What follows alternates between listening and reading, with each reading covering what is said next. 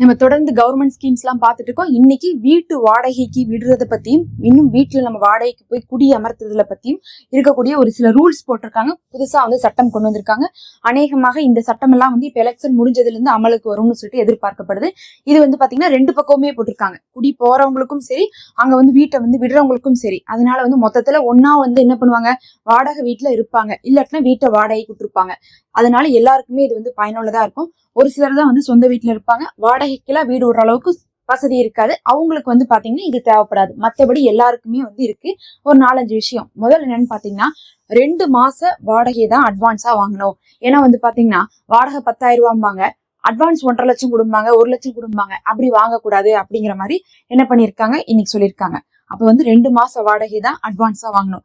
வாடகை ஒருவேளை 20,000 ரூபானா 2 மாச வாடகை 40,000 ரூபான்னு சொல்லிட்டு அட்வான்ஸ் வாங்கணுமோ தவிர 20,000 ரூபாய்க்கு 2 லட்சம் 3 லட்சம் எல்லாம் வாங்கக்கூடாதுங்கிறத தெரிஞ்சுக்கலாம். 2வது விஷயம், இப்ப இந்த வாடகை வாங்குறாங்கல்ல, அது எப்படி வாங்குறாங்க அப்படின்னு சொல்லிட்டு பதிவு பண்ணுன்னு இருக்காங்க. இது பாத்தீங்கன்னா கவர்மெண்ட்டுக்கு கணக்கு போற மாதிரி தான். இது கண்டிப்பா யாரெல்லாம் ஹவுஸ் ஓனரோ அவங்களுக்கு ஒரு இடைஞ்சலா இருக்கும்னு நான் நினைக்கிறேன். ஆனா பாத்தீங்கன்னா அதனால என்ன பண்ணணும்னா அவங்க பதிவு பண்ணும், இன்னார் வந்திருக்காங்க, இவங்கள்ட்ட இருந்து நாங்க வாடகை வாங்குறோம், அதை இந்த வழியில வாங்குறோம் அப்படிங்கறத பதிவு பண்ணுங்கிறாங்க.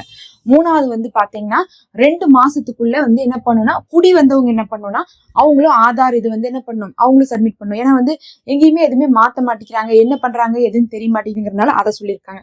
அப்ப வீட்டு வாடகைக்கு போறவங்களுக்கும் சரி, இருக்கிறவங்களுக்கும் அது ஒண்ணு.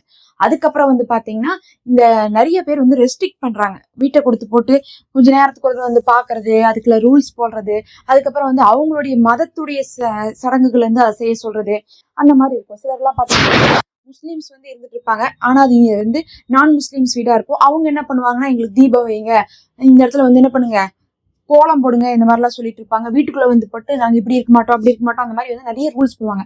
அந்த மாதிரி வீட்டுக்குள்ள இது பண்ணக்கூடாதுங்கிறத போட்டிருக்காங்க. ஏன்னா அந்த மாதிரி பல இடத்துல கேஸ் ஆயிருக்கு, இன்னும் அதெல்லாம் தீர்ப்பு வராம இருந்துட்டு இருக்கு. அதனால ஒட்டுமொத்தமா என்ன பண்ணிட்டாங்கன்னா அந்த மாதிரி வீட்டை வாடகைக்கு வச்சாலும் அது உங்களுக்கு அந்நிய வீடு மாதிரிதான், உள்ள போய் நீங்க ரூல்ஸ் போட்டுட்டு இருக்க கூடாது, வாடகைக்கு இருக்கிறவங்க பயந்துதான் இருக்கணும்னு அவசியம் இல்லை அப்படிங்கிற மாதிரி சொல்லியிருக்காங்க. அதே சமயத்துல பாத்தீங்கன்னா அது இல்லாம ஏதாவது கம்ப்ளைண்ட் இருந்தா, குடியிருக்கிறவங்களுக்கு கம்ப்ளைண்ட் இருந்தா அவங்க கேஸ் 2 மாசத்துக்குள்ள பதிவு பண்ணா அவங்க மேல என்ன பண்ணுவாங்க, ஹவுஸ் ஓனர் மேல ஆக்ஷன் எடுப்பாங்கன்னு சொல்லியிருக்காங்க. அதே மாதிரி ஹவுஸ் ஓனரும் பாத்தீங்கன்னா குடியிருக்கவங்க ஏதாவது வாடகை கொடுக்க மாட்டேன்னு இது பண்ணாங்கன்னா அவங்க மேல ஆக்ஷன் எடுக்கப்படும்னு சொல்லியிருக்காங்க. இதெல்லாம் இல்லாம பாத்தீங்கன்னா வாடகை அடிக்கடி ஏத்தக்கூடாது அப்படிங்கிற மாதிரியும், சிலர்லாம் வரும்போது ஒரு மாதிரி சொல்லுவாங்க, கொஞ்சம் சீக்கிரமாவே 6 மாசத்துல எல்லாம் வாடகை ஏத்துறாங்கிறனால அந்த மாதிரிலாம் வாடகை அடிக்கடி ஏத்தக்கூடாது, வருஷத்துக்கு ஒரு தடவை சொல்றாங்க. பொதுவாவே எல்லா பக்கம் எனக்கு தெரிஞ்சு வருஷத்துக்கு ஒரு தடவை தான் ஏத்துறாங்க. மற்ற இடத்துல எல்லாம் நடுவுல ஏத்துறாங்களா அப்படிங்கிறது நமக்கு தெரியல. அவங்க அப்படி சொல்லியிருக்காங்க. அது இல்லாம பாத்தீங்கன்னா 2 மாசத்துக்கு முன்னாடியே காலி பண்ண போறத சொல்லிடணுமாமா. அதாவது காலிதான் நாங்க பண்ண போறோம் இந்த வீட்டுன்னு சொல்லிட்டு குடியிருக்கவங்களும் சொல்லிடணுமாமா. அதே மாதிரி காலி பண்ண சொல்ற ஹவுஸ் ஓனரும் நாங்க 2 மாசத்துக்கு முன்னாடியே எங்களுக்கு தேவைப்படுதுன்னு சொல்லிடணுமாமா. திடீர்னு எங்க பிள்ளை அடுத்த வாரம் வராங்க, நீங்க காலி பண்ணுங்க அப்படிங்கிற மாதிரிலாம் சொல்லக்கூடாதுன்னு சொல்லியிருக்காங்க. அப்படி பார்க்கும்போது பாத்தீங்கன்னா 2 பேத்துக்குமே நஷ்டம் இருக்காது. திடீர்னு இவங்க காலி பண்ணிட்டு போனாங்கன்னா அவங்க காலி வீட்டை வச்சுட்டு மாசக்கணக்கா கஷ்டப்படுவாங்க. இல்ல அவங்க திடீர்னு காலி பண்ண சொன்னாங்கன்னா இவங்க போய் வீடு கிடைக்காம ஏதோ ஒரு வீட்டுல போய் மாட்டி கஷ்டப்படுவாங்கிறதுனால இப்படி ஒண்ணு இது. அதே சமயத்துல இதெல்லாம் பாத்தீங்கன்னா பல தடவை கேஸா நின்றுருக்கு. 2000, 2005, 2008, 2015 எல்லாம் நிறைய கேஸ் வந்திருக்குது, வாடகை வீட்டுக்காரங்களுக்கும் வாடகை இருந்தவங்களுக்கும். ஆனா அதெல்லாமே இன்னும் தீர்ப்பு கொடுக்கப்படாமையே இருந்துட்டு இருக்குதுங்கிறதுனால இப்ப என்ன பண்ணிருக்காங்க, இந்த மாதிரி எல்லாம் ஸ்கீம் போட்டு ரூல்ஸ் போட்டு கொண்டு வந்திருக்காங்க. அடுத்தடுத்து இனிமேல் அந்த மாதிரி பிரச்சனைகள் வராம இருக்கிறதுக்காக இப்படி பண்ணிருக்காங்க.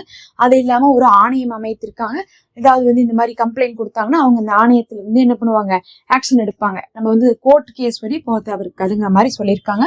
இதெல்லாம் பாத்தீங்கன்னா அப்டேட்டா வந்திருக்கு. இதை வச்சு உங்களுடைய இது யூஸ்ஃபுல்லா இருக்குன்னு நினைக்கிறேன். மறக்காம சப்ஸ்கிரைப் பண்ணிக்கோங்க, அந்த நோட்டிபிகேஷனை கிளிக் பண்ணிக்கோங்க.